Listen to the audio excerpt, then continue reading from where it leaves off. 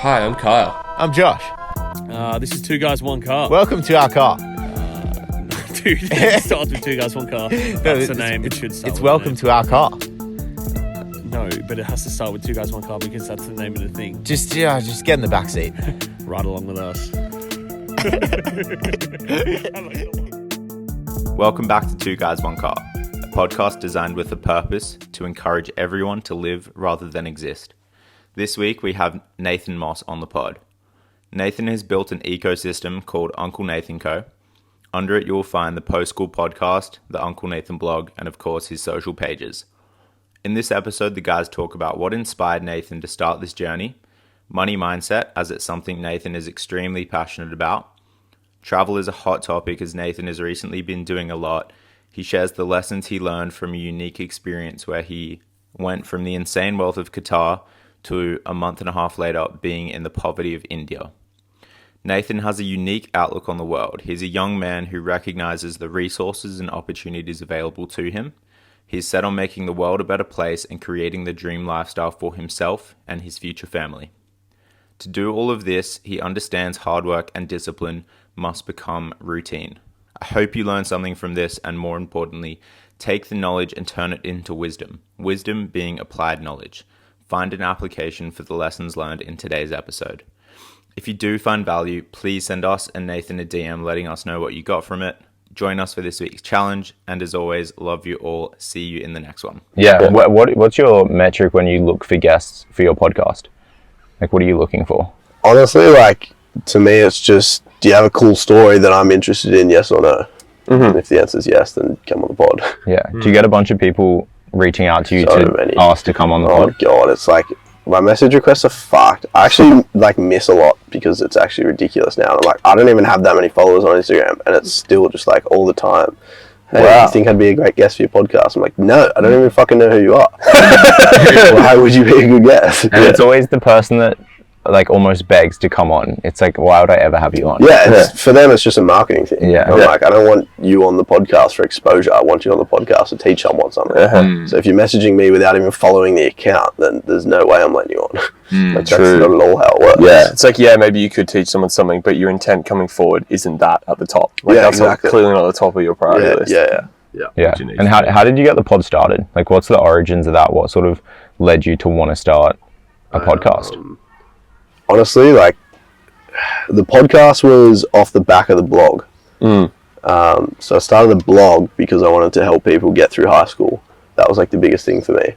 And because I found high school a breeze. I was cruisy as.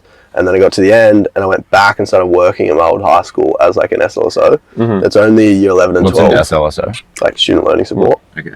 And so my job was essentially work with the kids who struggled at school. And from doing that, I was so I was just lucky. It wasn't anything that I'd done to make school easier for me. I just fit the mold. So then I was okay, so how can I share the lessons that I learned along the way and picked up to people who might struggle at school to help them get through school easier? So I started the blog because I love writing.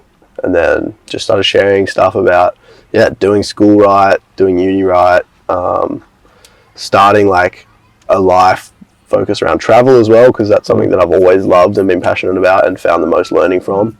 And then money as well was the big side. So it was the 4 pillars. And then within 2 weeks, I was no one likes reading. As soon as I launched the website, everyone checked it out. And then everyone was just no retention. Nah. So then I started the podcast because people like to listen. Was there a particular moment in is it SLSO, that sort of grabbed you? Was there a particular conversation with a student that made you realize wow, high school's not all that easy for people? There was sort of, not necessarily a moment where I was high school's not easy, but there was a moment where I was I need to do something because me as one person and my time isn't enough to help all the people that I think need help. So I was sitting in the library helping one student and there was an English essay due the next day. And I literally had a line of 20 kids who needed help. And I'm I'm going home in an hour. There's no way I can help you all. So then obviously the next step from that is, okay, so how can I help without having to be there present, in that moment? And I was if it's online, anyone can access it at any point. Yeah, so it's So almost that was like the you went catalyst. down some steps of like increasing your bandwidth in Yeah, terms exactly of your right. availability to people. Yeah, I was like, how can I scale what I'm doing for one person so that I can help thousands or millions at some point? For sure. What were your sort of aspirations before this became a thing? Haven't visited that place in a long time. I wanted to go into the corporate world. So I started uni with this very clear-cut idea that I want to go get my degree, go into investment banking, wear a suit and tie every day, carry a briefcase into the city. Like, that was the life that I wanted. I was obsessed with it. Like, I watched Wolf of Wall Street when I was 15, and I was like, this guy is who I'm going to be. That's my hero. Yeah. Jordan Bell. Minus the prison. And then I started like looking into the actual side, like the finance side of things, and I was like, okay, understanding the industry more, and without all the drugs, sex, and alcohol, I was like, cool. Okay, I'm still pretty keen on this life, like living the high life, making a lot of money. Stocks in the investment world is so fascinating to me because like I just find that it's anything to do with money. For some people, for some reason, people just lose all sense of rationality, and I find that so interesting. So I love the idea of like figuring that out, and almost as cynical as it sounds, like capitalizing on people's irrationality in money markets. So that's the life that I wanted.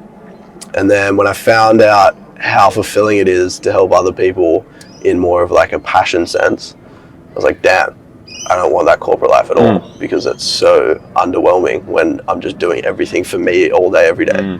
So as soon as I started like helping people and getting to the other side where they're like, oh my God, thank you so much. Like, you had a massive impact on my life. It's like, damn, this is what I want to do. How can I figure out a way to make it sustainable for myself? And then it just sort of went from there, which was sick. I was like pretty happy that I stumbled upon that early, because like I went through the rest of uni knowing that I didn't want the corporate life. But it was still worth getting the piece of paper. Yeah. Did it change your approach to uni as in how hard you worked at it? And Oh, absolutely. Yeah. The first year of uni, I was getting like, I got 100 in a subject. Oh my Oh, goodness. Which is like wild. Yeah, that is wild. And then, so I just finished uni. Literally got the email yesterday that I'm getting my certificates and stuff, which is like sick. Yeah, congrats, Finally. Yeah. Finally over. But every single year since that first semester of first year, it's just gone. Yeah. My marks have struggled. I literally passed one subject, my capstone subject. I got like 52. I was like, Just through. it just shows that when there's no desire, the output can never be as great. yeah, exactly. Well, like I didn't go to a single class. No way. Yeah, for the last 2 years of uni, I didn't go to one class. fuck. Unless it was like a group thing that I had to be there for the group. I was like, I'm so done. Like, I have so much other stuff that's way more important for me to do. As long as I'm passing my subjects, like I'll show up for my exams and that's it. And Damn, we man. got through. That's Yeah, that's interesting because like to be someone who was so like doing so well at it, and then to completely by the end of the however long 4 years or whatnot, it's just like you're at the complete other end of the spectrum. That speaks to like some people get stuck, and like it's crazy that you had the potential to do it, but then just went, that doesn't align with my desires. And like I feel like a lot of people get stuck in the, oh, I have the potential to do it, so I should go and do it. But that doesn't need to be the case. Oh, exactly right. It just becomes a priority thing. Like, what are your priorities? Is your priority to excel in a degree that no one actually looks at? Like, if you have the piece of paper, that's enough. You don't need the marks. For a business degree, like, that's not the case for if you wanted to be a lawyer, if you wanted to be a doctor. Like, those things, you need specific marks, and I get that. But for me and the hundreds of thousands of other people who get business degrees every year, what does it matter if I've got a weighted average of 85 or 60? Like, it doesn't make any impact whatsoever.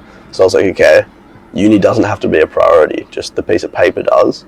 And then from there, like, I can focus my time and energy on other things. But then there's also downsides to that as well. Like, I don't have any uni friends because I never went to uni. So, like, and everyone says uni's the best years of your life. I never had that. Do you feel like you missed out? Nah, because it was COVID. I feel like we all missed out. Like, I wasn't necessarily disadvantaged.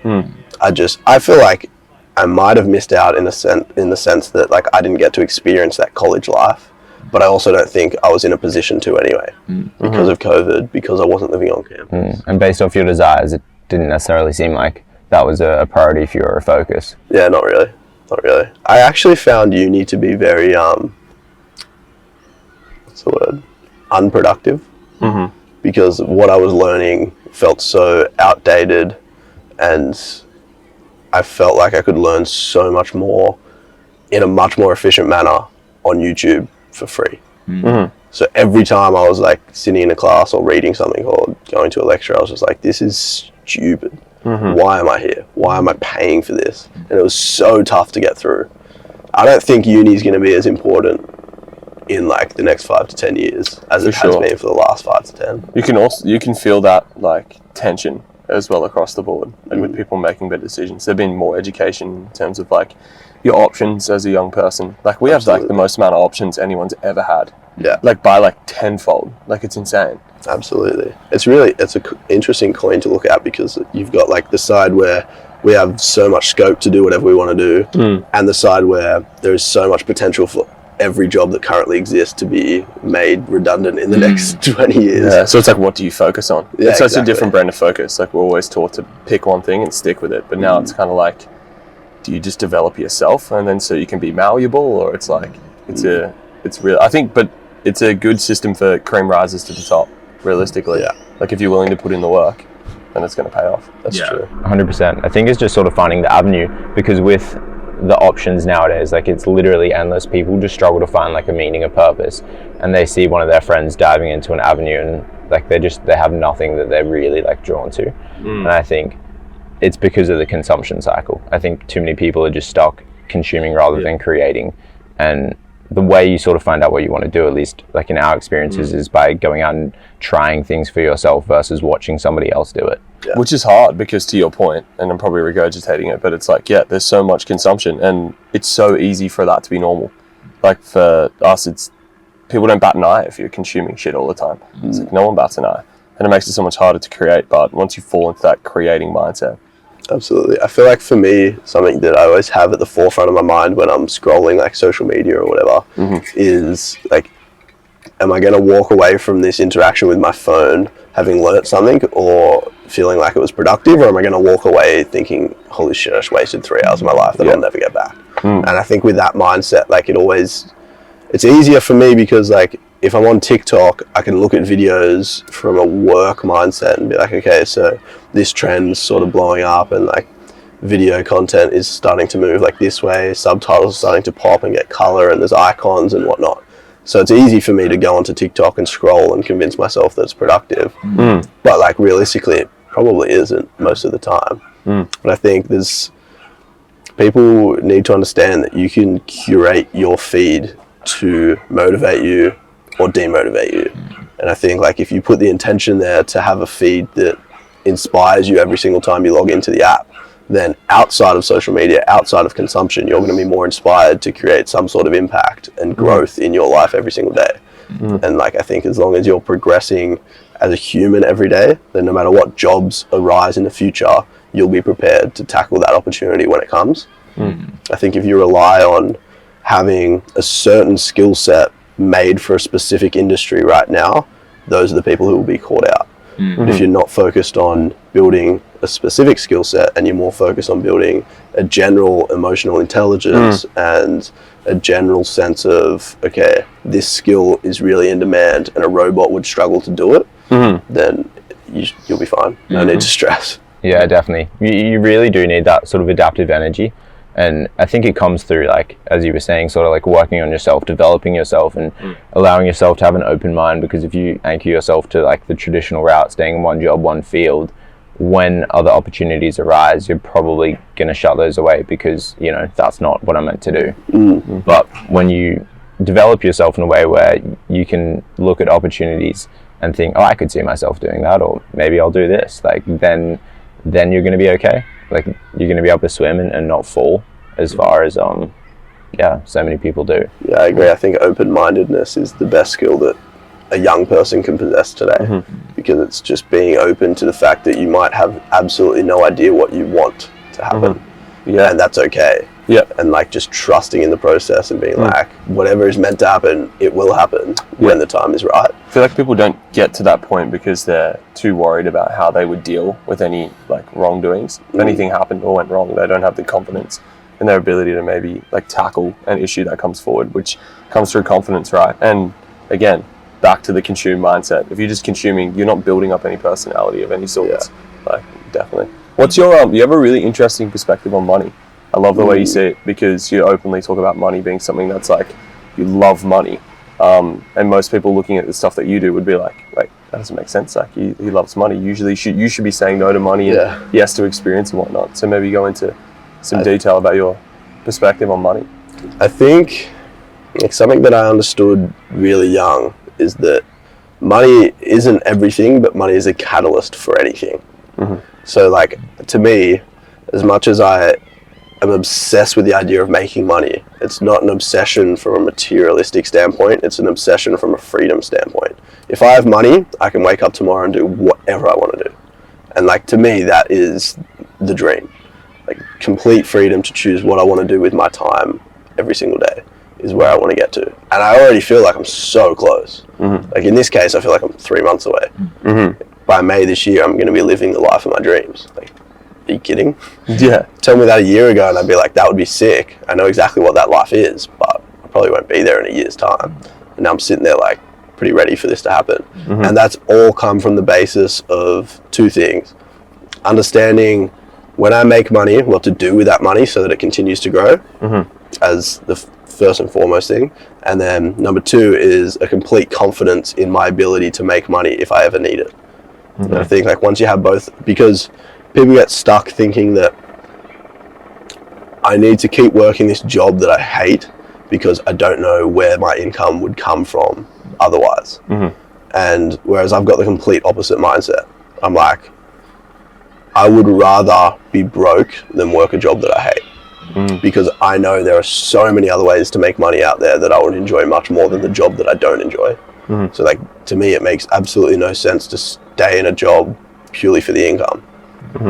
I guess there's also like a juxtaposition to that, because I don't really have the responsibilities that some people have. I don't have a mortgage, I don't have a wife, I don't have kids, I don't have a car loan, I don't have any personal debt.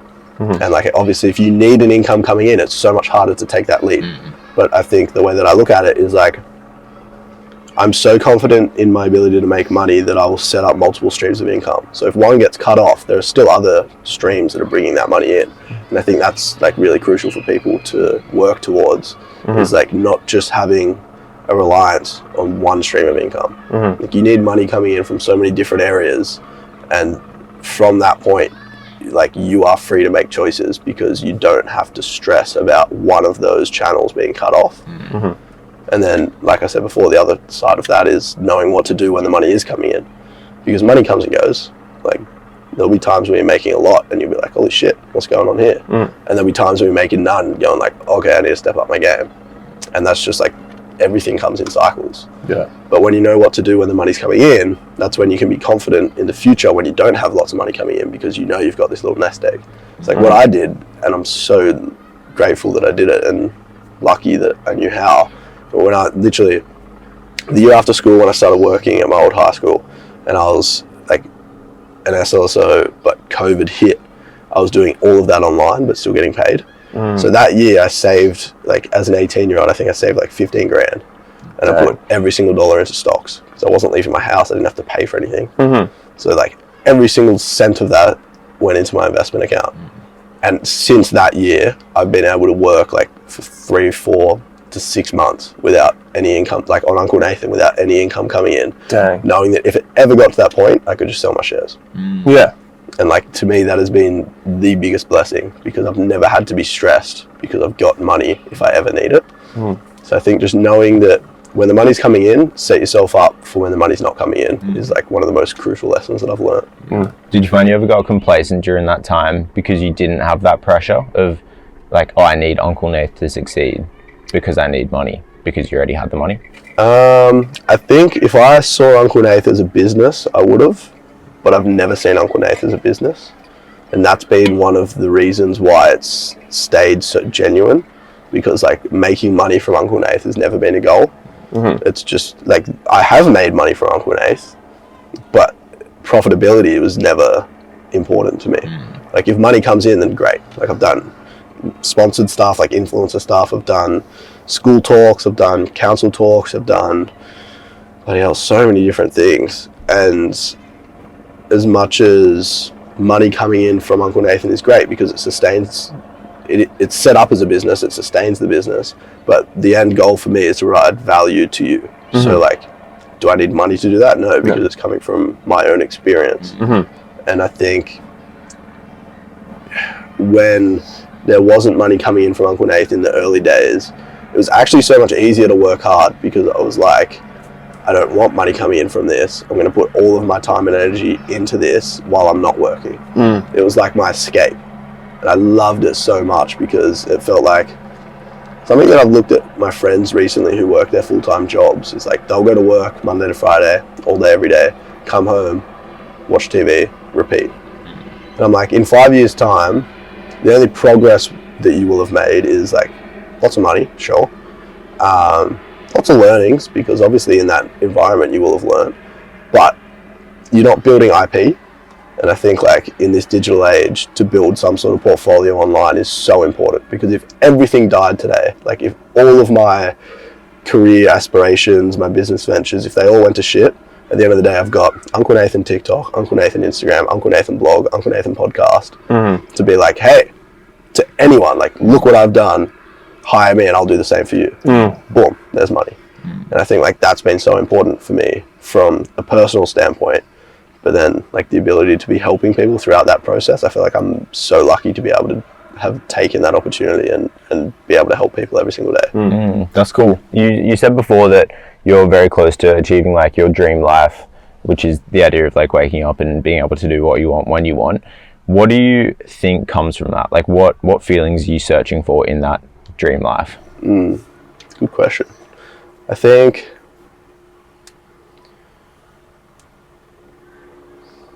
when it comes to my personal dream life, the feeling that I want every single day is fulfillment. And whether that be fulfillment like I've bettered myself today, or fulfillment like I've helped someone else better themselves today, like that's what I'm seeking for every day. And I think the reason that my dream life is built around this idea of freedom is because I can wake up in the morning and decide, who am I going to fulfill today? Am I going to work my ass off to help someone else? Am I going to work my ass off to help myself? And like when I have that choice, I can, like what I said to you guys before, the most important thing for me is balance. When I have that choice, I can create the balance. Like nothing, I don't see balance as like an end goal. To me, balance is this constant like balancing act. It's rhythmic. Like it's constantly up and down, and you're working to keep things in balance. You're not working to find balance. That's like, I reckon that is the last like 5 years of my life, being like 22 now. It's like going through like from 18 to now, it's literally just been like, like how am I going to find balance, and what do I want that balance to even be? And it changes all the time, like your priorities change, and then having to readjust your balance. And you can always see it in like short term, medium term, and then long term balance. It's a whole lot of like intertwining. Yeah, so absolutely. Yeah, that's so interesting that that's something you see. Do you feel like many of the people that you've spoken to like value that as well? Absolutely. I feel like who I am right now is just a culmination of every single person that I've spoken to. Like, that's been the best thing that's come from the whole Uncle Nathan ecosystem, is that I've got to learn along the process of teaching other people. Yeah, it's also like selfish as well in a good way. Yeah, well that's why, and like I'm sure it's the same for you guys, that's why we love podcasting, because like you walk away from the conversation having learnt something, and then you get to share what you learnt with everyone else who listens. Like it's invaluable. Yeah, we always say like it's so great, like even if the cameras didn't record, like we'd be happy because we know we had a great conversation. Yeah, and learned something from it too. Yeah, exactly right. So I think like taking it back to the original question, like the dream life for me is literally just my lessons from talking to people who are living their dream life. Like people like Alex Hayes, I look at what he does every day and I'm just like, dude, you are living.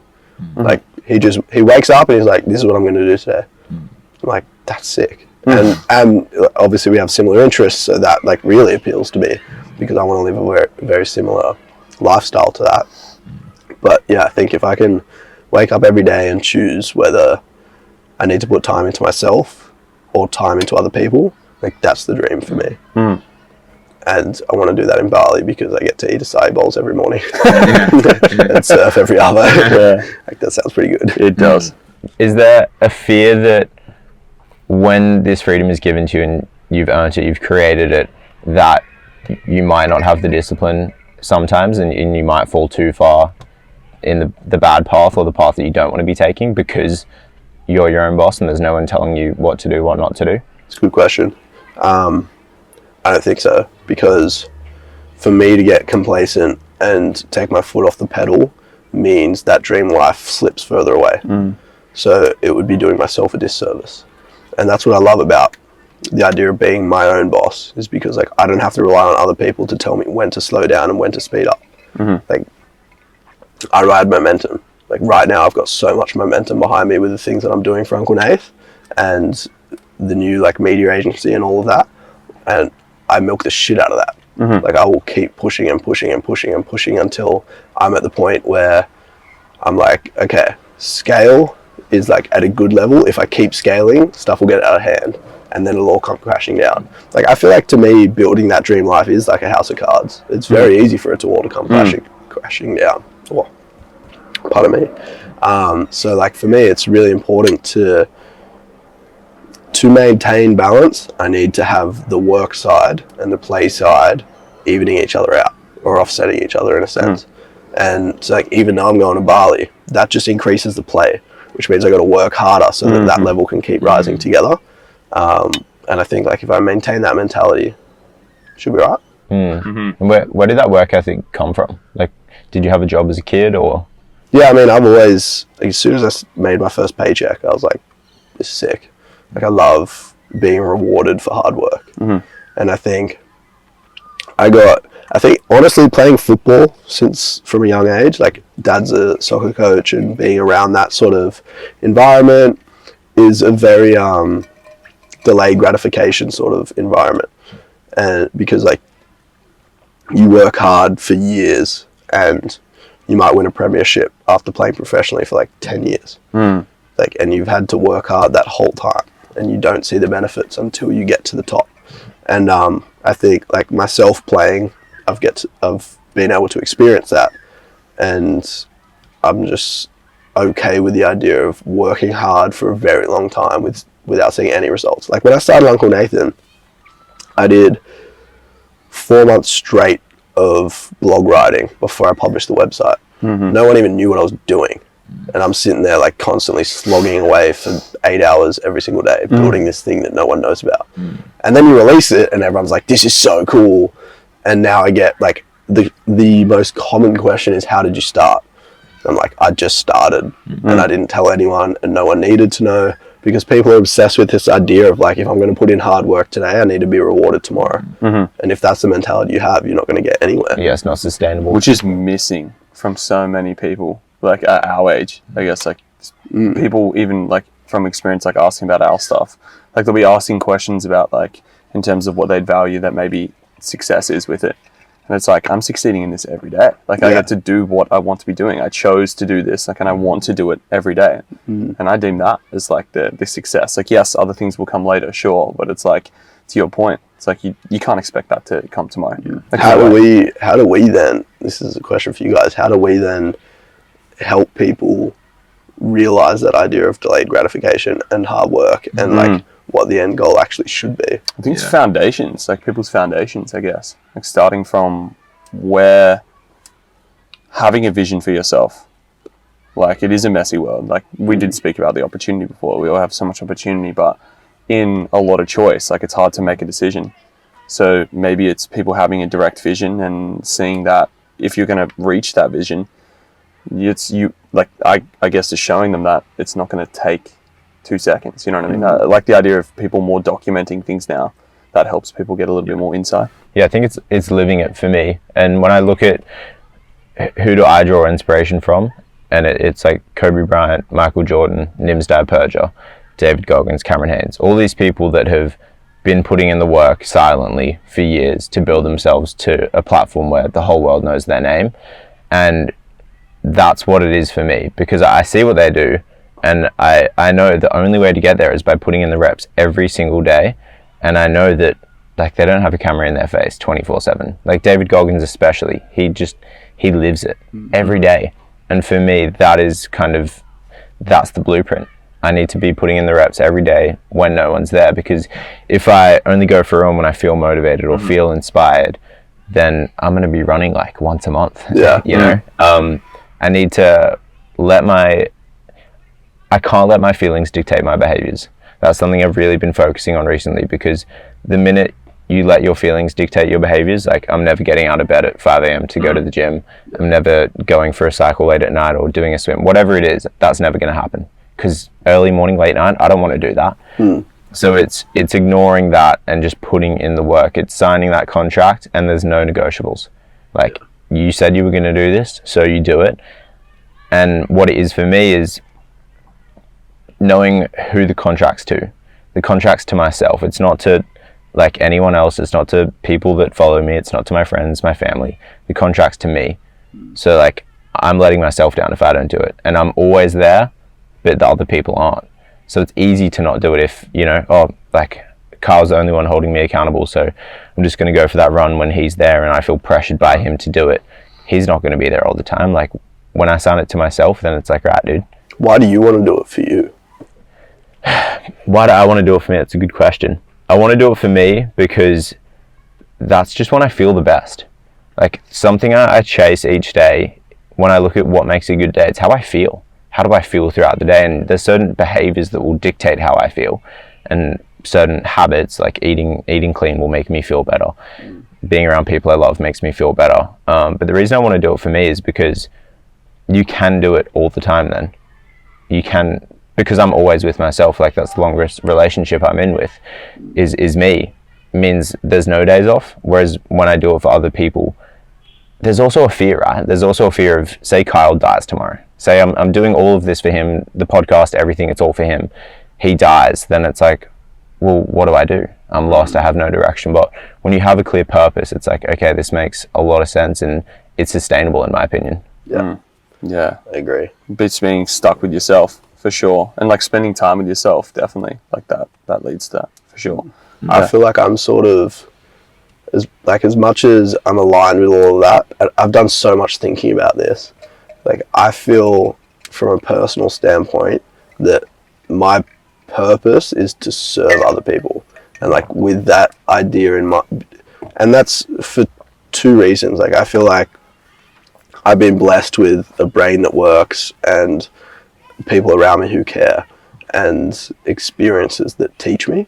So it would be selfish for me not to share that with the rest of the world. But the point I'm getting at is, like, I feel like Nathan Moss was put here to serve other people. And for me to be the best version of myself, and this is why I posed that question to you, it's like, why do I want to be the best version of myself? And I think when I look deeper than I want to do it for me, it becomes, I want to do it for the life that I will create in the future. And like, so whenever I'm putting in hard work, I'm like, why am I doing this? And right now it's to be the best version of myself for the life that I can't yet see. And I think when that's, for me, when that's the goal, then I will constantly work hard, because I don't know when that life will become a reality. And I want to be as prepared as I possibly can be. Yeah, I have like totally agree with that. an analogy for that.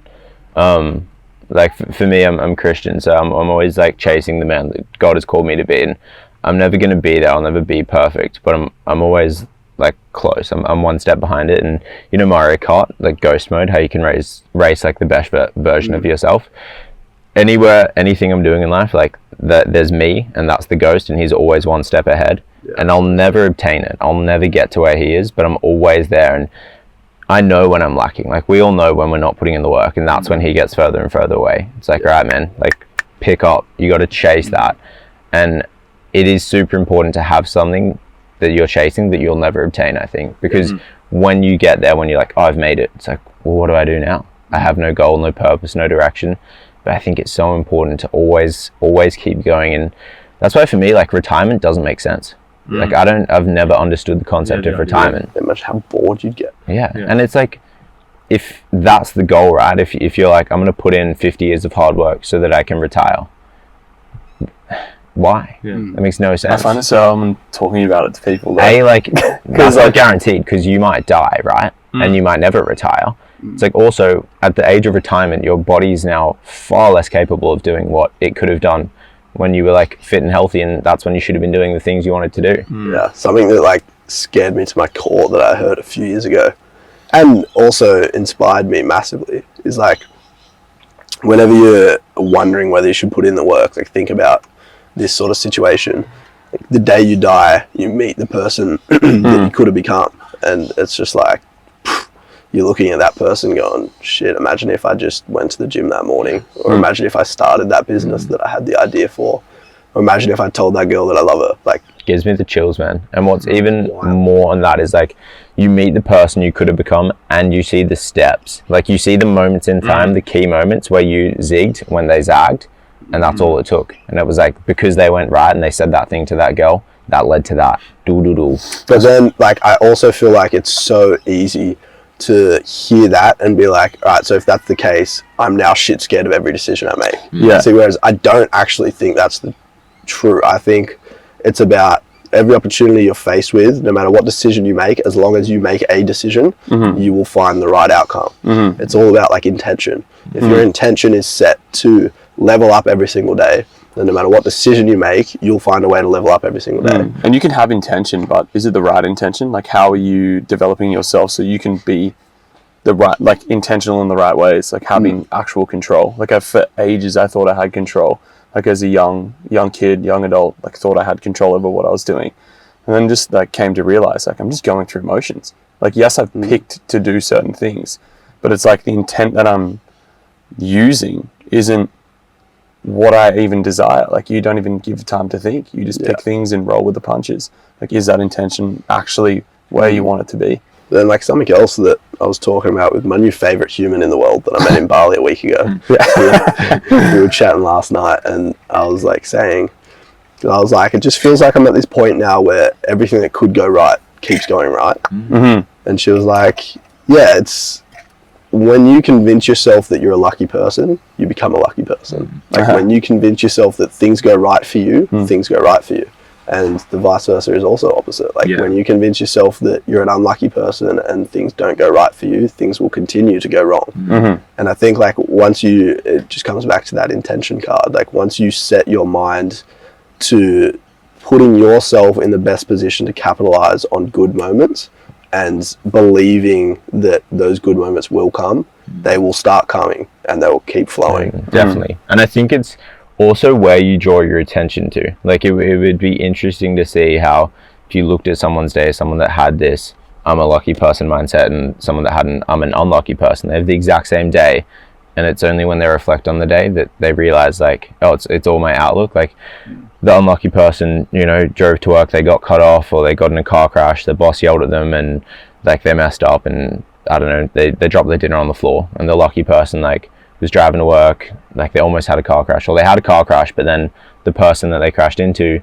like, could help them with their job, and they dropped their dinner on the floor, but the dinner was unhealthy and they made something healthier. Like, all these things, and it's like, oh, it really does come down to perspective, and it truly is our outlook. And like, manifestation is real, but I think it's like the idea of faith without works is dead. Like, you really have to put in the work. It's not just I'm a lucky person, cool, everything's happening. You got to put in the work, and with putting in the work is really having that mindset and that reflective mindset of gratitude. I think like any form of gratitude practice is just a great way to go about your day, because it just brings so much joy to you. Like, there's no doubt in my mind that gratitude is one of the greatest things. I also think it's really important to caveat that with, when we say, like, someone's a lucky person and everything goes right, it doesn't mean things don't go wrong. It just means when one thing goes wrong, you have the belief that things will still go right. Yes. And like, I put this back to, I've been playing golf now for 2 years, and I'm like obsessed with it. And like, in the game of golf, you have a round, and that round could be really good or really bad depending on your mindset for the round. And in every single round, you're going to have really bad shots. And like, something that Dad told me really early on, that I think like Tiger Woods always talks about. I think it came from Tiger through my dad to me. Yeah. He's a shit golfer. I'm about to beat him. But it's this idea of like, everything in golf is about the next shot.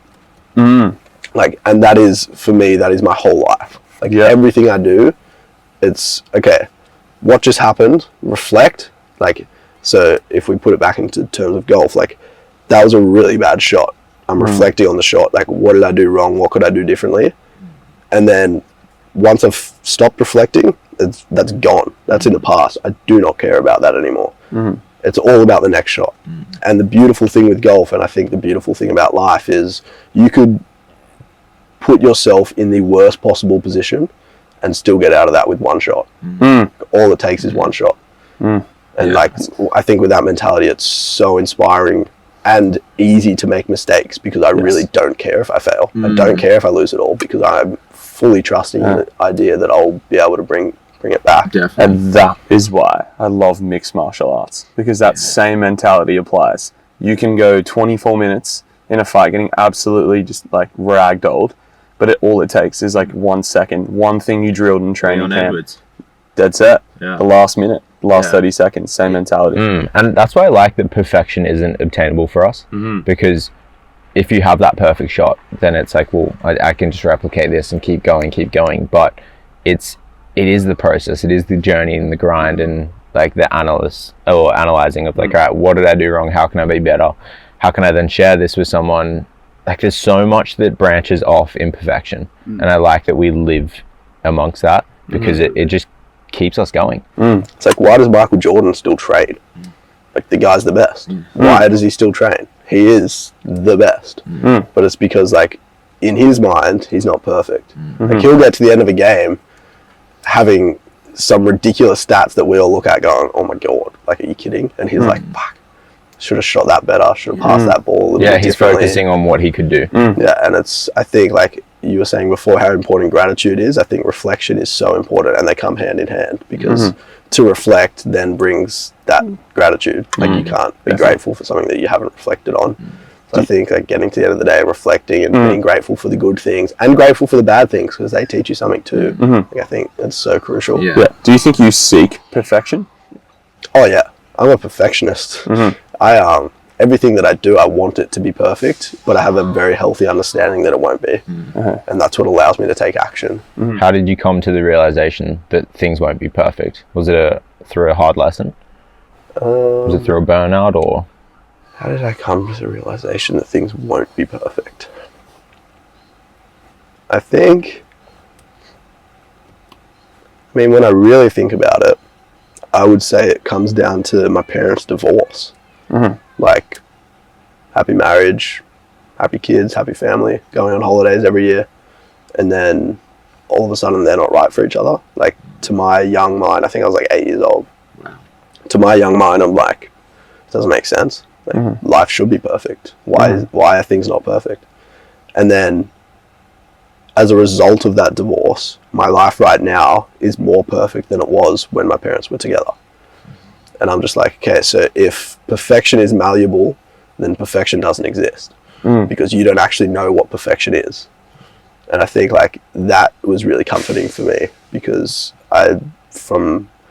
probably from like the consciousness of when I realized that now my parents are split, I have 2 incredible step parents, 6 incredible step siblings. I get double holidays every year, double presents at Christmas. Like, when I realized that the situation now, and my parents were happier apart than they were together. Like, when I realized that to me is a new version of perfection, I was comforted in the fact that, like, I actually don't know what perfection is. So as much as I'm going to seek to be perfect in everything that I do, there's a very good chance that I'll look back in 5 years at something that I thought was perfect and be like, dude, that sucked. What do you think the Nathan Moss whose parents didn't divorce, what do you think he looks like? No idea. It's not something that's even in my consciousness, because it's not a possibility. So I think, like, it'll almost be a waste of time thinking about what could have been, because it isn't. And there's nothing I'm going to be able to do to change that. Like, I'm such a believer and truster in, like, my path. Like, what's meant to happen to me will happen, and like that is so sweet, and I'm so happy with that. And what do you put that down to? As in, why I think like that? Yeah. I think just like going through moments that I thought would play out differently, and then playing out in a way that in the moment I thought wasn't good, but then reflecting, being like, oh my God, thank God that happened like that, has allowed me to be like,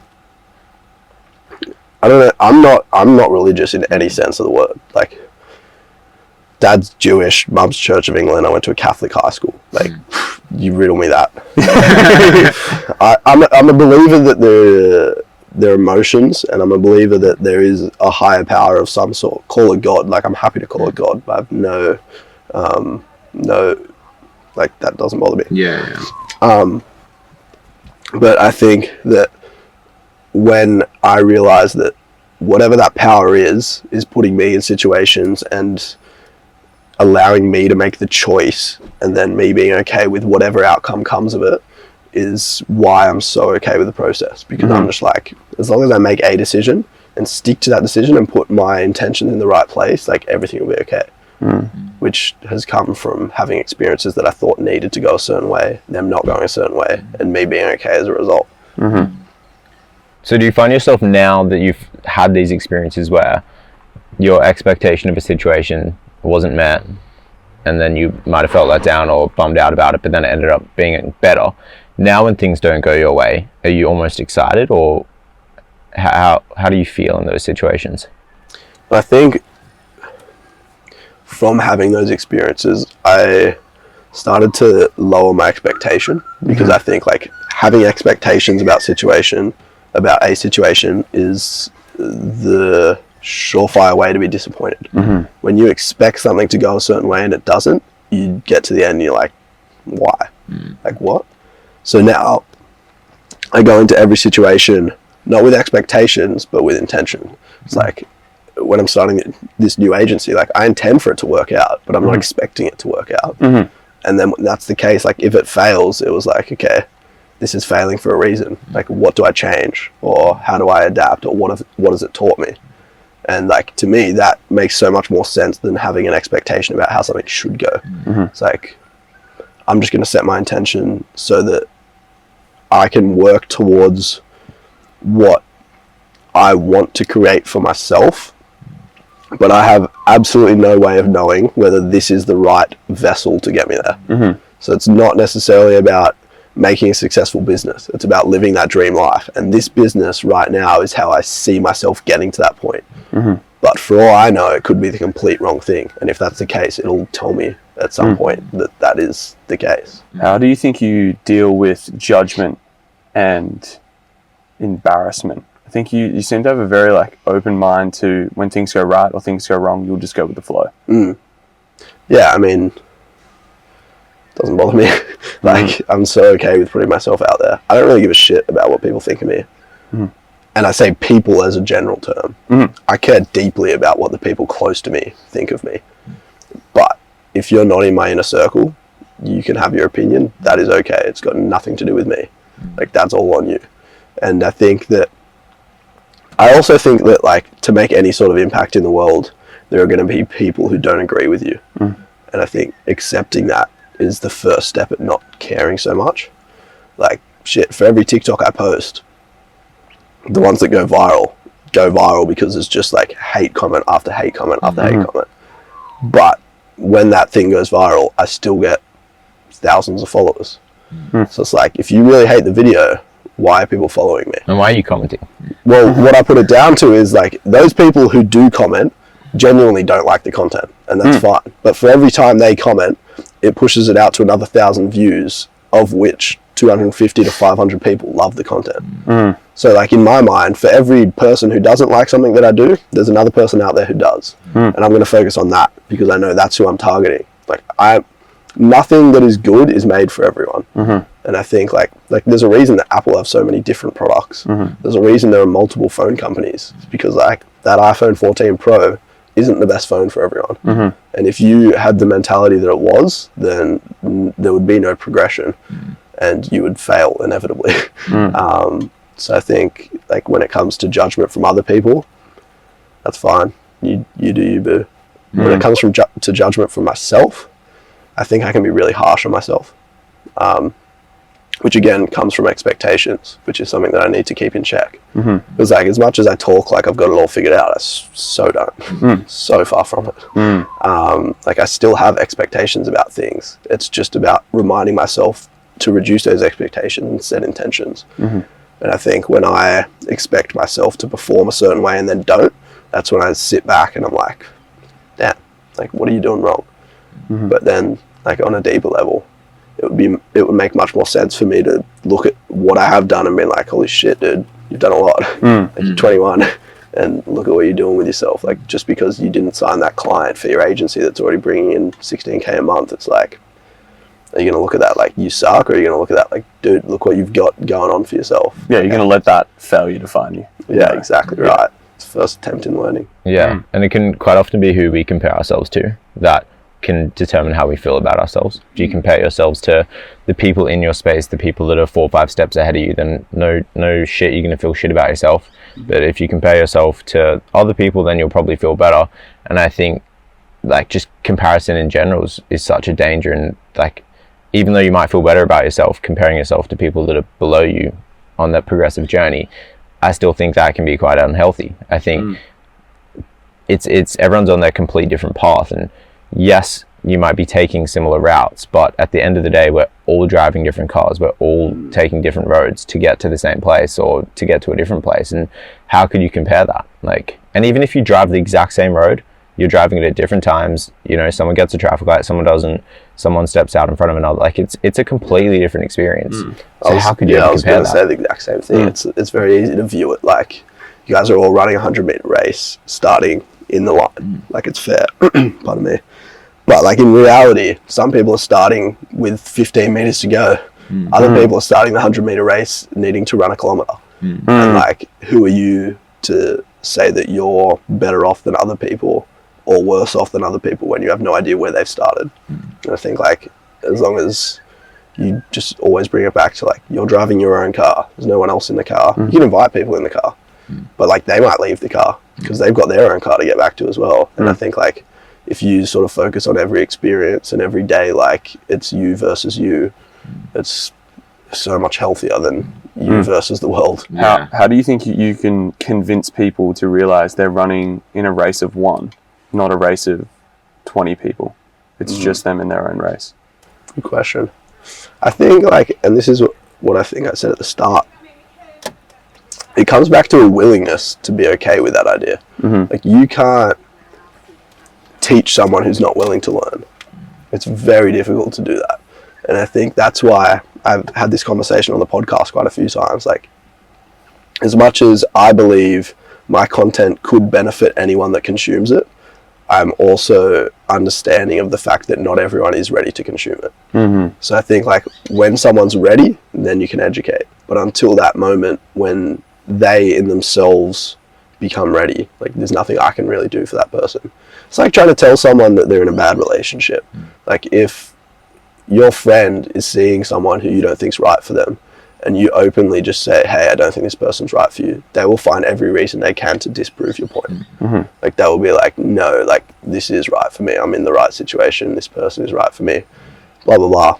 It's not until they wake up one morning and be like, holy shit, this person's not right for me, that something will change. And once they've had that realization and then you say, yeah, you're right, that's the motivation they need to make a change.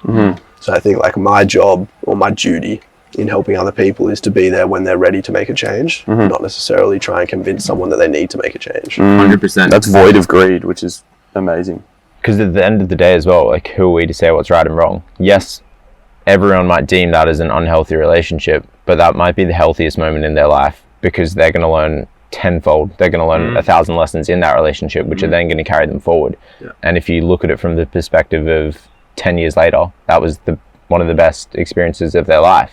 But in the moment, it might be terrible. And I think it comes down to your intention. And if you're going to intervene, like understand why you're intervening. Like, have you clearly seen your friend or whatever the situation is? Like, have you seen that decline and now their mental health's going and they're partaking in bad behaviors? Sure, step in, like let them know what's going on. But it's so hard and you really do need context to a situation to give your advice. And as you said, like people get there when they're ready. No matter how clearly you tell someone there's like a piece of glass there, they're going to run into it until they're ready to see that there is glass there. Yeah, 100%. And I think like something that I always go back to as well is this advice piece. Like, as much as I think it's important to listen to advice from people who you look up to, I also think at the same time, like, there's not really such a thing as there's no such thing as perfect advice. There's not really such a thing as great advice, because all advice comes from personal experiences, and every single person has a different experience to yourself. So like, how could I tell you that I think you should do something without that being subjective? Like, that is purely based on my own experiences and my own intentions for myself. And you could have had completely different experiences, completely different intentions, completely different desires, which void my advice anyway.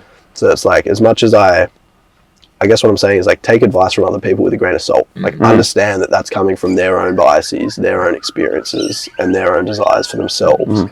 And I think also it's much easier then to take criticism, because it's also like okay, so where's this person coming from? Are they critiquing how they would do it, or are they critiquing what I'm doing? And usually they're critiquing how they would do it, which is very different to what And you're what's doing. it coming from? Is it coming from they're just jealous? Like, are they just jealous of what I've built because they didn't build what I've built? And I think coming to the advice thing as well, this is where I think community is so important. And in the day and age where we have access to all of 7 billion people, 8 billion people on the planet, like, you really need to be careful of who you take advice from. And I think when you have your close community and the people that you know best and they know you best, like, I could advise Kyle if I'm eating a burger and I'm like, dude, I know you will love this burger because I've known him for 8 years.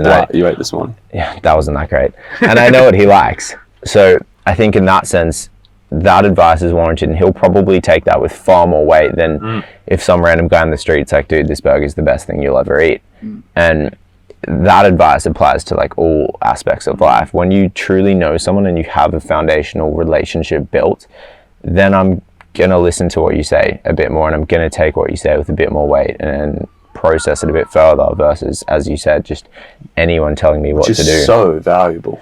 Now that you're just saying that, like, obviously you clock it, like, in day to day, the people you're close with, and you take their advice and you appreciate it. But it's nuts that you could give me a piece of advice and then Nathan could give me a piece of advice, but I would definitely take yours, like, because I know that you know me well. Like, you know what my intentions are, and I guess that comes from having an open relationship, but like, just like having that, like, knowledge of that person. What does your close circle look like? Like, what type of people are you taking advice from? Funnily enough, I had this conversation with my brother last night. I've got like, I think when I was in high school, I was never the guy that had like a group of mates. I was always the guy that was part of many groups, and I'd sort of float around, and I'd have lots of like really close friends, but those close friends weren't connected at all. I've never really been like one for the boys, because it's just always been so spread out. Yeah. And since finishing high school, like, I have really consolidated who I spend my time with. I also finished high school with a girlfriend, so like I spent a lot of my time with her. Yeah. And I think having since breaking up with her, like, I've really been able to reconnect with the people in my life who mean a lot to me in terms of friendship, which is something that I probably neglected throughout my relationship. But I think my inner circle is like so scarce. Like, my dad, my mum, my sister, and then 4 friends. And that's it. Like, that's the extent of people who know everything about me. And even they don't know everything about me. Like, that's also down to the fact that my life is just constantly evolving so much every single day. Like, this time last week, I was not moving to Bali in 3 months. I was not starting a new agency. Like, so much changes all the time.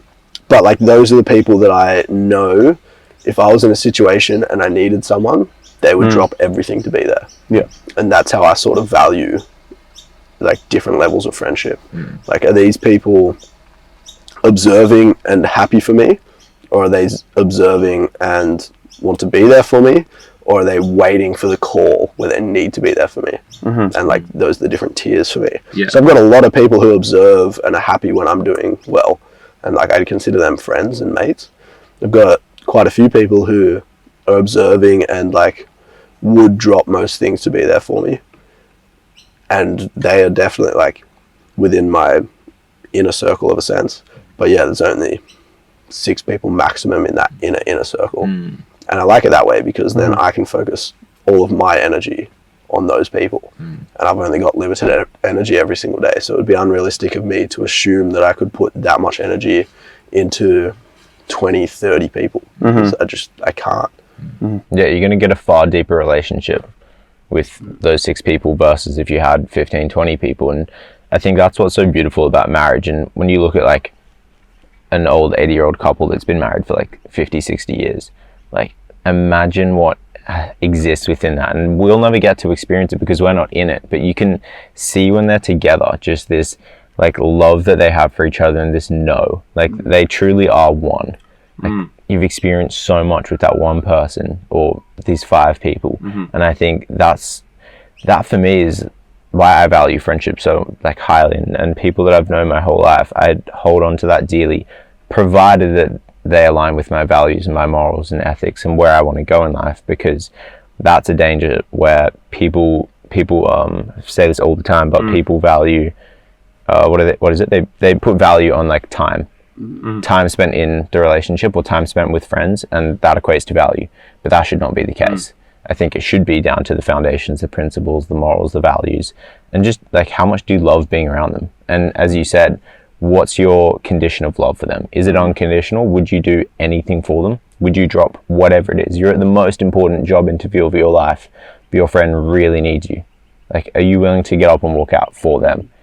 Like, these are questions you need to ask yourself. And if you find yourself saying yes to the people you spend the most time with, I think that's a very good thing. But if you're saying no to that, then it's like, well, dude, you should find some other people. Yeah, people also get and people get stuck in like I have the people that I spend not the most time with, but I would consider my closest friends. But it's like, do they actually hit that unconditional love category? It's like maybe your bestest friends are in your 3rd tier, and you actually don't have anyone in number 2 or number 1, and that's probably up to you. Like maybe you're not creating fantastic relationships because it's a dialogue. Like you got to go back and forth. One of my closest friend lives in Melbourne.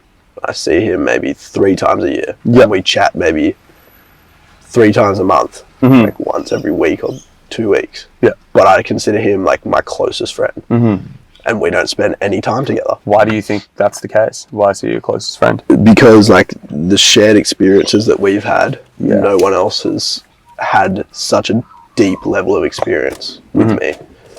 And like him and I met when we moved out to Jindabyne when we were like 16 and snowboarded for a whole winter. And like we've traveled together, we've been there through all of our high school relationships, like some short, some long. Just like every milestone you can imagine as a young person, we've been there for each other during that. Maybe not physically, but like we've been there to hear about it and like help each other through the bad times, experience the good times with each other. And I just know like unconditionally, if I'm doing well, there's not a hint of jealousy within him about me doing well, and vice versa. When he's doing well, I'm like, fuck yeah, like you go, dude. And I think like to me that is the sign of a selfless friendship, and that's the sort of people that I want to surround myself with. When there's people who are there for you, like sure, they would drop pretty much anything to be there for you, but then you start succeeding and they're like, shit, what do I need to do differently to be on his level? Like that's when I'm like, you're like 3rd tier. Like I don't need you in the inner circle, because that's going to bring me down when you then like consulting with me about certain situations from the point of view of like, maybe and you might not even be conscious of it, but maybe there's this slight part of you that sort of doesn't want to give me the best advice, because you know like what that would do in terms of your mental health. And like that's nothing against those people. Like I've got those people in my life and I value those people, but I understand where they sit. and there's definitely different levels. You said before that you deeply value the opinions of those closest to you and what they think of you. What do you think those people closest to you do think of you? How do you think they see Nathan Moss? Right now, sporadic as fuck. I think something that I pride myself on, especially when it comes to how those people view me, is like this unforgiving desire to live as true to myself as possible. And I think like right now, more than ever, that is as true as it could be. Like I think, and this is what I was saying to Danny yesterday, I was like, as much as the situation we've got going on here is just like crazy, like crazy on all levels. I've known her for like a week and I'm moving to Bali to live with her for the foreseeable future. Like what? As crazy as that sounds on all levels, the people who I've told like quite a few people, and some people have been like, dude, what? Like just take a step back, like think about it, make sure you don't rush into anything. I'm like, fuck yeah. And then the people who are like, that's so you, I'm like, yeah, you're my person. They get it. Like that is me. That is sort of the thing that I would do. And like I think the people who are in that inner circle fully understand that like I'm gonna make every decision as quickly and as efficiently as possible without any regard for like, if this goes wrong, will I be stitched up? Yeah, you don't sit in the consequence. Yeah, because like I'm fully aware of the consequences. Like I'm fully aware that this whole thing just blows up and I'm forced to come back home. But I'm also fully aware that if I'm forced to come back home, what a great situation to be in. Like, are you kidding me? I'm either living my life in Bali or I'm living my life that I currently live back home. I'll take either. Like, thanks for coming. And there's always, like, we can always create like the worst case scenario in our mind for any situation. It could be as perfect as possible, but like our imagination could figure out how that could go wrong and it could turn to shit and we end up broke, living homeless on the street. Like that's always going to be our case. Our imagination just allows us to have that thought. So I think, yeah, to your point, just act on it. Just go for it. I think, and also like something that the breakup taught me. So like my ex-girlfriend I was with for 3 years, we broke up last year. I think that's something that taught me is like your worst fears very rarely come to fruition. Very rarely, if ever. Like every single fear that you have of everything going wrong, more than likely that'll never happen. And like I say that the breakup taught me that because like obviously when you're going through a breakup, you're like, shit, what if I go out this weekend to Manly and I see her hooking up with some random guy? Like that would be the worst case scenario for me. It never happened. Are you kidding? Like I pushed through it. I went to Manly. I haven't even seen her. Like it's so rare that stuff happens. And I think if you let the fear of the worst case scenario dictate your decision making, then you're limiting yourself massively. Because like sure, things will go wrong, but it's very unlikely that everything will go wrong. And even if it does, it's like it's not as bad as the anticipation. Literally last night, because I cycle a bit, I'm getting back into it, but I went out to like West Head and I was riding and I saw my mum on her walk with her friend, and when I got home, mum told me that as I rode past, her friend was like, aren't you worried about him like riding on McCars Creek Road and like West Head, like the cars and stuff, like, oh, someone was helicoptered out of there the other day. And I'm just like, I was shocked that someone actually was on her walk and took time to like think about me and like the worst case scenario. Yet not once ever riding have I been like, oh, imagine I just got like cleaned up right now, like I'm so scared. I'm like, I back myself fully. And also if it happens, it happens. I've gone on say 1,000 beautiful rides, I've seen 1,000 beautiful sunsets out in West Head. If I have one car crash or one car hits me because of that and something happens, like I deem that as worth it. Yeah. And like, because the alternative is I stay inside and never go outside and never experience those sunsets and never experience that solitude and that clarity. Like that to me is prison. I don't want to do that. I was going to say, like, if you're not doing that, you're probably going to be doing something else ambitious anyway. So it's like, you like, there's potential death in that too. It's like surfing, man. Like, every time I go out there, I'm fully aware that I could get mauled by a shark and not come back in. For sure. Like, that's a risk I'm willing to take for the enjoyment of doing it. And I think, like, if I do get done by a shark, then shit, my time's up. Like, oh well, that sucks. I'm fully content with passing away tomorrow. Like, there's so much I want to do, and there's so much that I know I will do. But like, if my time's up tomorrow, I know that like the people that are closest to me will remember me for the right reasons, and I'm happy with that. And I think as well, when you look at it, it's like, if you don't do the things you want to do, you eventually get to the point when you die, and it's like, well, now I'm dying and I didn't do the things I want to do. Or you did the things you want to do, and there still comes a day when you die, and it's like, oh, I got to do the things I'm doing and I'm dying. Like, dying's the inevitable here. Yeah. Do the things you want to do in between. We almost are just our experiences. Like, whatever we actually go and do, that's who we are. So if you go and do nothing, then who are you? When you look back, it's like, who was I? What did I actually do with my time? Yeah, exactly right. And that's the perspective that I always bring it back to, like back to your question before about the opinions of others. Like, even if every single person on the planet hates me, I'm going to die one day. They're going to die one day. Shit, I'm not going to remember them when I'm dead. They're not going to remember me when they're dead. Like, who cares? If it feels right for you, just do it. Yeah, 100%. Most definitely. I really want to touch on travel for you, because like we've had conversation on it before, and like it's something that you've done. Well, it's recent for you, I guess, and like maybe you could touch on that. So you went to, where did you go first? Qatar. So I guess like probably worth the context as well. Like throughout high school, my dad mostly took me on overseas holidays. When my parents were together, I went to the US heaps because I've got family over there, and but then parents split. Mum was always like let's go travel the East Coast and do a camping trip. So I've got to see like all of New South Wales and Queensland East Coast, and it's like beautiful. And I'm so grateful for those experiences. And then Dad was always, let's go do a luxury resort overseas. So I got best of both worlds, which is sick. Like what I was saying before, best situation ever. But yeah, so like throughout high school, I did Fiji, Vanuatu, Japan, Maldives, US, Canada, a bunch of different places. And then COVID hit, and that hit right at the time where I was like, I'm finally free from school. Let's go live. And I was like, you kidding? Stuck in Australia, which is fine. Like, so many beautiful things to see in Australia. I was happy with that. I did a bunch of East Coast trips outside of lockdown, and had a really good time. But then, like lockdown properly lifted sort of beginning of last year or whatever. And I was like, all right, it's time to go live a bit. So I had last year, for the last 6 months, I've been in a different country every month, which has been pretty cool. But yeah, New Zealand, Bali, Qatar, India, Bali, over the last 6 months. Dang. It's been pretty good. And every single place has been such a different experience. Like New Zealand was with my brother. I was meant to be with my ex-girlfriend. My brother and I were staying in like a hotel room that was meant to be like a romantic getaway. It was hilarious.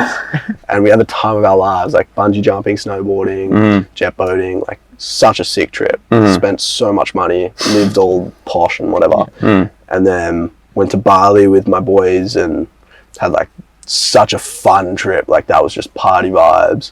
Came back from Bali. Week later went to Qatar with my dad for the World Cup, and like that was obviously such a different experience because Qatar is just like nothing I've ever experienced before. Did some TikToks, they blew up, got treated like a king in Qatar, which is just like next level. Wild, like to the point where they're flying me back to Qatar for free for 2 weeks. Like, are you kidding? Insane. Come back from Qatar, 3 weeks over Christmas and New Year's at home, and then went to India for 3 weeks, which again is just like Qatar is like the extent of wealth, India is the extent of poverty, and I'd just like seen both in the space of 2 months. And I was like, wow, like crazy experience. Scrambled egg brain. Yeah, dead set, but also like so importantly grounding after the Qatar experience. Like after Qatar, I was living the high life. Like I am a king. And then India just put me right back to earth. I was like, I'm nothing. And it was like so good. Like, I think it's really healthy to have a bit of both because I like to sit in the middle. Like, I like to have this healthy appreciation and confidence in what I'm capable of, but also a healthy, like, humbling when I need it. And I think those 2 trips did that for me. And then got back from India and I was like, all right, cool, I'm going to grind for a year. And then my mate quit his job and said, I'm going to go to Bali for a week. Do you want to come? And I was like, oh, nah, like I've got work. I probably can't come, blah, blah, blah. And then like 3 days before he left, I was like, fuck it, I'm going. booked my flights, and flew to Bali, spent a week there, met some chick that I'm really keen on, and here we go. Now I'm moving to Bali 5 months earlier than I was supposed to. So sick. Pretty wild. Do you reckon you 6 months ago is even envisioning that at all? You could never, surely. Bro, absolutely. Really? I think I'm like, I've always known that, like, something about me is when I know it's right, I will do it. Like, there's no hesitation whatsoever. And, like, I've just been, so when I broke up with my ex, that was, like, a really sort of tumultuous experience. And, like, for probably 3 months, I was like a shell of a human. I was just like so confused and had no direction, had no idea what was going on. But then I got back to like my roots and my values, and I was like, okay, so what do I want for myself? Figured that all out. I was like, what do I want for Uncle Nathan? What do I want for my career? Like, what am I building here? Figured all of that out. And then I was like, from now on, from this day forward, I am working to be the best version of myself for my future family. Like, that is my dream. That is, I want to be completely free, and I want to be the best version of Nathan Moss so that I can serve the people that I love the most. And like, that family includes my future wife, my future kids, my parents, my siblings, my best friends. Like, that's my family. And as soon as I understood that every single day I'm waking up to be the best version of myself for those people, I just like hit this whole new level of drive and motivation and inspiration. And I like, for the last 6 months, I've known that there's going to come a moment where everything just falls into place and feels right. And like last week in Bali, I sort of had that moment. Wow. I was like, right now, that is that moment. Wow. And I'm just going to capitalize on it. And if it all goes to shit and blows up, then so be it. I'll adjust. But like, right now, it doesn't feel like that's going to happen. So let's go see what happens. Yeah, you seem like someone who just takes on opportunity. Like, you're ready for it at all times. And like, travel is the epitome of opportunity. Yeah, absolutely. I think, and I just think that comes back to an open mind. Like, I'm fully open to every possibility.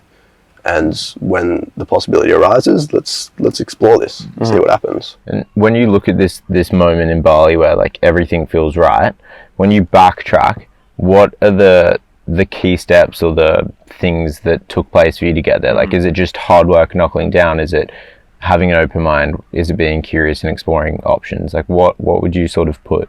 I think, like, from what you just said, it's definitely the open-mindedness and the curiosity. I think it goes back to what I said before, like having this unattainable idea of where you want to be. And like, for me, that was like the perfect version of myself for my perfect family and situation. And once I started working with that in mind, I was much less focused on what happens today and tomorrow, because like, it doesn't really matter. What matters is like, am I progressing? Like, am I leveling up? Did I go to sleep tonight having leveled up compared to how I woke up this morning? Like, that is all that matters to me. Am I going to bed happier and more content with myself than I was when I woke up? And like, some days the answer is no. Like, for sure. Actually, let me rephrase that. Some days I go to sleep knowing that I've made improvements to myself, but I also feel like certain areas of my life have gone backwards. And that's when it comes back to this balancing act of like, okay, so tomorrow I've got to adjust this and I've got to adjust this.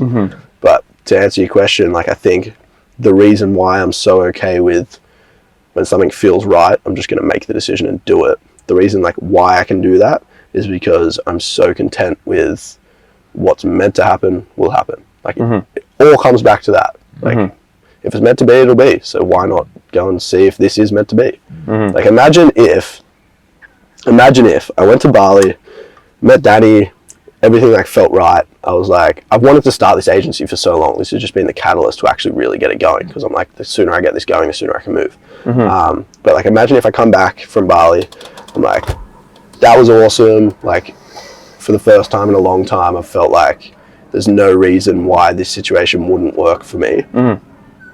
But it's probably too risky to drop everything, so I'm just gonna sit on it and not do anything. And then in like 5 years, I know for a fact I'd look back and be like, fuck, I wish I just did that and just sort like had a look at where it went.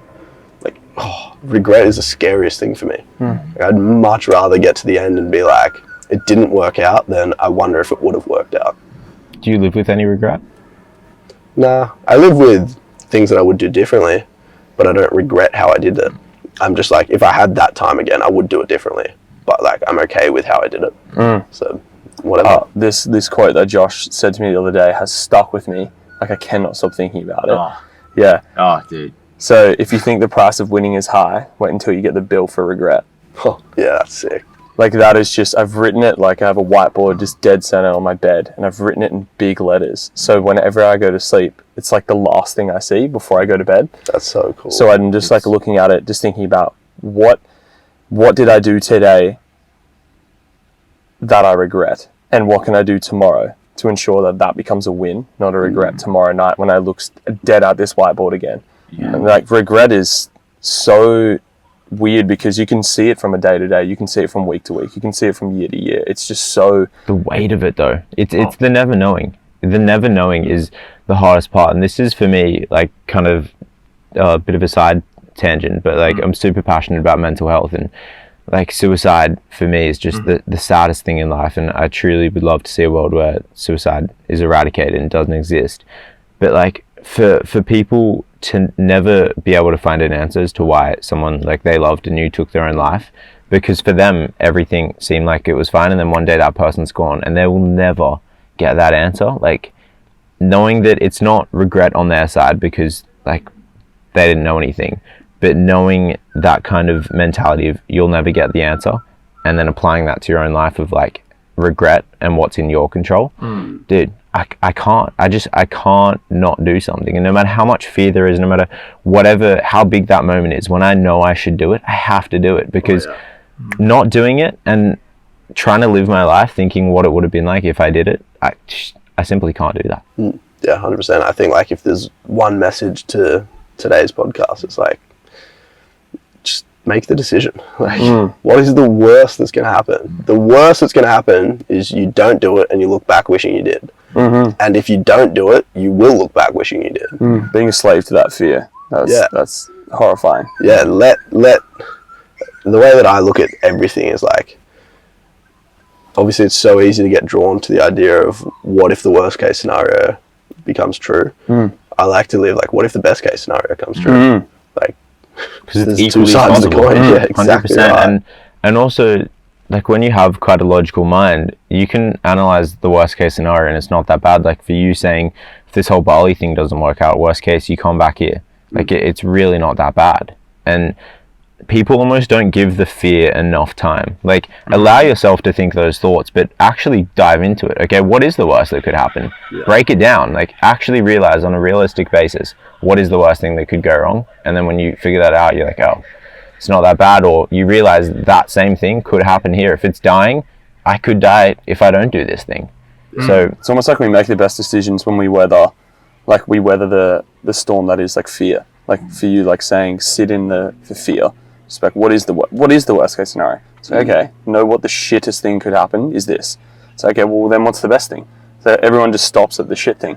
I do that all the time. Like someone will come up and be like, you know, that sounds, I can see what the worst thing would be. Why would I want that? Avoid. And then it's just like, no, sit down like, okay, well what would the best thing be? Yeah, I think that's such a good point, because it's not about eradicating fear. Like, fear is healthy. Fear keeps you on your toes. Fear helps you prepare for the worst. That's my motto, is like, prepare for the worst, hope for the best. Like, if that's the way you're going into situations, then no matter what the outcome, you'll be okay. And I think that's such an important outlook to have on life, because that allows you to make decisions when the time comes to take that opportunity. yeah, 100%, man. Is there anything you want to chat about?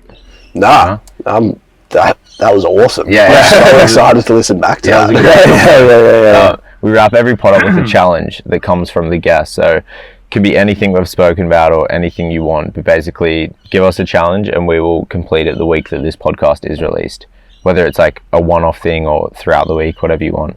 So I give you guys a challenge. Yeah. Yes. That I don't have to do as well. If you want to do it, you can do it, but you don't have to. I'm actually doing 75 hard at the moment. So I'm going to challenge you boys to do 75 hard for a week. Okay, what is 75 What's 75 hard? Whoa! You never heard of it? No. Holy shit. Have you heard of Project 50? No. Oh my god. So it's like it's a challenge that you set for yourself. There's an official challenge, but I'm just doing it as me. But so 75 hard specifically has like rules, and I've sort of altered mine a little bit, but the main rules, like the general rules, are you got to drink 3 gallons of water every day. You got to 3 gallons of water, no alcohol, 2 45-minute workouts, at least 1 outdoors every day. Yeah. 10 pages of a book, and that's like pretty much it. I like that. Someone's told us that on the pod. No. I'm challenge? so no. But like they've been doing it Oh, really? for sure. Yeah, it's like maybe it was super off common. camera or something. Super But common. yeah. I really like that. Sounds like when I initially hear that challenge, that seems like a very well-rounded challenge to better all aspects of life. Like there's a discipline factor, there's physical health, which is great for your mental health. There's also reading, which is great for knowledge, and drinking water, which is just great for your body. Yeah, the thing that I love about and a progress pick every day, so you can look back at the 75 days and be like, holy shit. Okay, so for 75 days. Yeah, 75 days.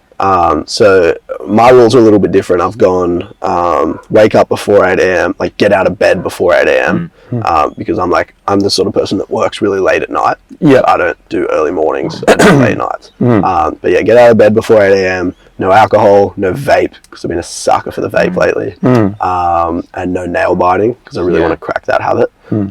3 liters of water, 10 pages, 2 45-minute workouts, progress pick. So that's like, those are my rules for 75 days. Okay. But the thing that I love about 75 hard, and the thing that I think everyone does, like, not wrong, but the reason why people find it so hard to do challenges like this is because there's too many rules. There's too many things that you have to focus on doing.